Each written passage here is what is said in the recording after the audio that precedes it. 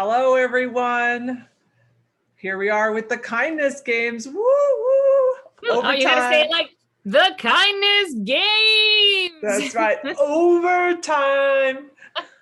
Just paying some respect to Tim and getting on the call with Janet. And we're here to talk about all kinds of cool stuff.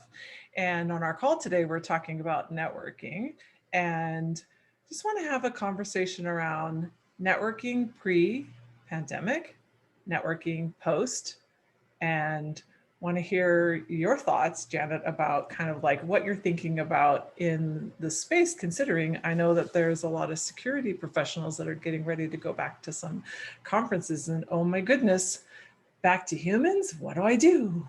What do you think? Yeah, that's a really great point. So it's definitely been a transition where we had to figure out how to get networking done via this little square space that we're in. You know what I mean? So we had to figure out how to do that with all our dogs and everything else. Yeah. Not get distracted and Oh my still God, right? focus on the person on the other end. Yep. Kids, dogs, everybody else. You had to figure out that new normal as to what did it look like, what did it entail, how to network, where to fit yourself into, because you know what, you didn't want to get forgotten. You wanted to make sure that you stayed relevant. You wanted to make sure that your voice was heard, you added, you contributed, you kept your momentum going, because personal brand is really, really important.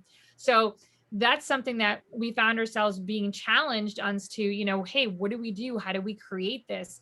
And most of us did find some great networking online events. I know we've all attended webinar after webinar, and we're like, we are like, I'm on Zoom fatigue now.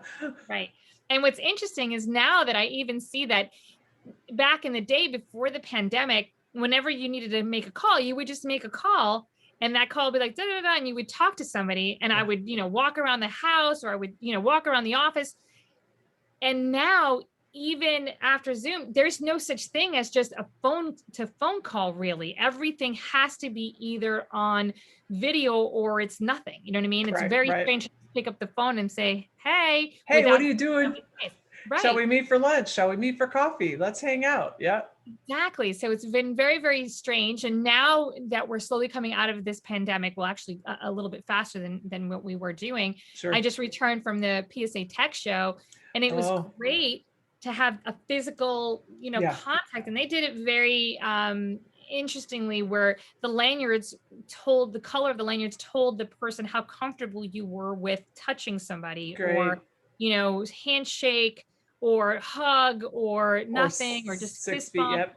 Right. Nice. So it was great, and everybody respected each other's space, which was great. But what I found is during as the time went more and more through the conference, everybody was green. Everybody was like, no, let's go ahead and we need this. And another thing that I found, which was really interesting, as the first get together in over a year, was that when you caught up with somebody, the conversation was just so much more human. It was more connection. It was more about rich. Right. It was more about, how is your personal life? Because you are in my personal space. You know what I'm saying? Yeah. And we're now technically in each other's living room or office or bedrooms or whatever. Right. Yeah. We've all taken a moment to meet some of our kids, or some of our pets, or some of our, our surroundings, that you are in my house. You know what I mean? We've all been there. We've all invited each other. So I found that the conversations now after the conference were really just so much more human. They weren't so much about the work. It was more about, how are you doing as a process, instead of a goal of go into an and event and like I shared with you earlier is, I'd go to an event, and I'm an extrovert, so I love me some humans, those that know me, and I would go with a goal of, okay, I'm networking, and my goal was to like walk away with 5 new contacts and then follow up from there. Where now, to your point about being online, it's authentic, it's genuine, and then when I see people back in connection in like a restaurant or for coffee or something like that, like we're not at the stage here in California where we can go to those big scale events yet, but I find myself like, oh, like it's a regular conversation with somebody that I deeply care about, where before it was just different. The relationships aren't so shallow, Yes, if that's that makes sense. exactly it. That's exactly what I've noticed is it was just such a more connection. It was Yeah. deeper. It was definitely meaningful. It wasn't like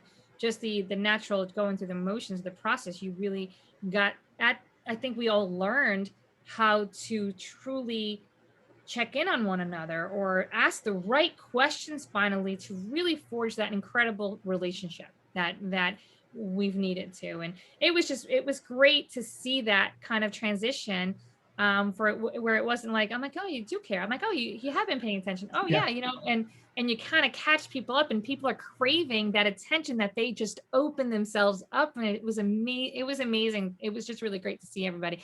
And still on the notion of the whole networking thing, you're right. When you go to network, especially we have a big trade show coming up in IC West, and I know that a lot of companies have scaled back and some of them aren't Sure. attending. I still tell you, I really think it's going to be a great networking event. But networking means not going and hanging out with the buddy that you already Right. know, is stepping outside of the comfort zone and saying, listen, let's my goal tonight is to meet X amount of people. Yeah. New people. If right, just to see if there's any business connection or what there is. And that's really should be the goal of networking, is not hanging out at the bar with your buddies or with your teammates or with your boss, or with, it's actually stepping out and saying, all right, guys, I'm going to be right back. Having your safety net of your Yeah, colleagues. here's your community over here in case you're like, Right. oh, I'm on human overload. I need to go back to my friends and, self-regulate and go, okay, I'm okay. And now, Right. if you're new to networking, it's like, oh, what do I do now? And then re-onboarding back to, oh, I've been online for over a year and a half, and now I need to go back in. So if you were going to give tips to someone who's thinking about going to the event in July, or even there's one I think also in December, like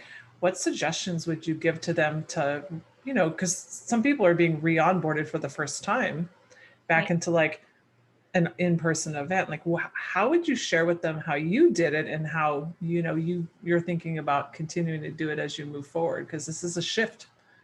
Yeah, yeah. One thing that I did notice is of course one of the most popular places to convene was the bar area, and Sure. nobody wanted to go to bed. Everybody just wanted to keep out, and it was like last call, and everybody's like, all right, you guys got to go, and everybody wanted to. Place was packed. Everybody wanted to stay because the conversations were so great. So take a moment to ask the questions. Hey, what company are you with? And that is the great starter. And if they say, oh, I'm with so and so, ask them about themselves. Don't talk about you unless you're asked, but definitely ask about them. Ask them what company you're with. What is your name? So great to meet you. Fist bump, or acknowledge their body language for sure, because you never know if this handshake's going to be okay. It's still post out of COVID kind Yeah, of we're still thing. trying to So figure out how to show up. Yep. yeah, we're still trying to make sure that we're safe and everything else. So it's a matter of take it slow. Don't attack anybody and be like, yeah, but definitely, Energy overload. exactly. But, network, have a conversation with other people. You would be very surprised what you have in common during the pandemic, and then the differences of how you guys dealt with things as well. But you'll see that it is going to be a deeper conversation than you have had pre-COVID, which is Yeah. really super interesting to me. I totally agree. And I would add, be curious to your point about asking questions.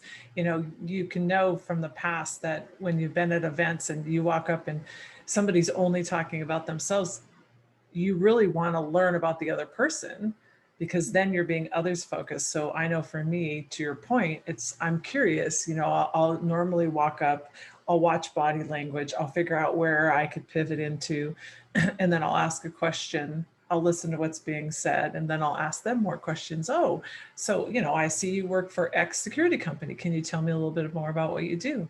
Oh, wow, that's interesting. What do you really enjoy about your position? But like genuinely, not being like manipulative. Like I used to say, it's like the so-and-so car salesman down the street, but really genuinely caring and Right. wanting to learn so you can have that authentic conversation. And yeah, there's not like a book we can take from the library shelf that says, here's how you operate through a pandemic. And now here's how you re-onboard into the world. Oh, Right.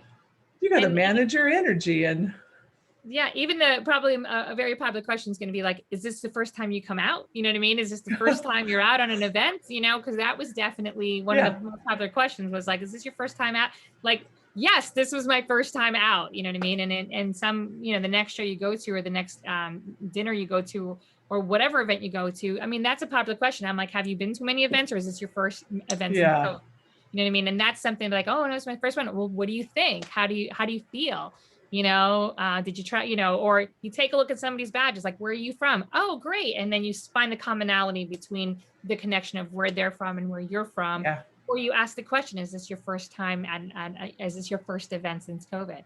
Yeah. And that's definitely, because you know what, it's interesting. The stories that are going to arise from COVID are going to be super interesting. And you definitely, you know, you've got so much material to work with, so many reasons to bond over networking, even if they don't become a fruitful, you know, position for your company. You never know where they might lead to, or That they might connection. recommend you to. So that's always just so important. It's a great world out there. Our industry is so amazing. You know, I love this industry. I wouldn't want to be in any other industry in the world, you know, because it's just the people are amazing. The technology is so great. And there's a lot of conversation to be had out there. So networking is super easy in this industry. So take advantage of it. Don't miss out by hanging out with your buddies at the bar. No, Go out there, do some networking. You know what I mean? I agree. I love you, buddy, and I'll hang out with you later. Right now, I want to be curious and meet new people. And to your point, kind of share stories and build bridges, because as we continue to, like, again, going back to the kindness games, as we're curious and we're talking with other people and we're allowing them to share their story, they're healing. And the byproduct of that is then they then help their communities heal. And then we help the globe heal. So yeah, be curious, be intentional, push through the uncomfortableness, step out of your comfort zone. It's amazing on the conversations that you're here about. I had the honor of being in a few conversations that were really in depth, and people need to connect right now more than ever. So be there, be present, be a part of it. Love it. Love it. Well, I think that's a great space for us to kind of pivot to the kindness games. So part of the kindness games is we love to get together and talk. And we also want to recognize those leaders in our lives who have played a pivotal role in where we've arrived and out in our community. So Janet, do you want to go first and talk about one of the leaders that you want to admire and say a special shout out today? Absolutely. So there's a few leaders out there that I definitely do admire. So many people come to mind for sure. So many names that we've heard over and over again. But lately, one of the leaders out there that is really going above and beyond, and she'll never put herself first out there, is Elisa Mula. She definitely does a really great job at not putting herself first, but putting others first. And I give a shout out to her because she's definitely an example of not only the kindness games, but what an incredible human being should look like, for sure. Yeah, I totally echo that. And similarly for me, there's so many, I'll call them unsung heroes. And for me, one of them is Lee, our founder of the Kindness Games. He is such a kind human, and he believes in, I'll use my language, service above self. Like, he's here to make sure each of us and everyone he comes in contact with, no matter what it was or where they are, he wants to make sure that they feel good about their interaction with him.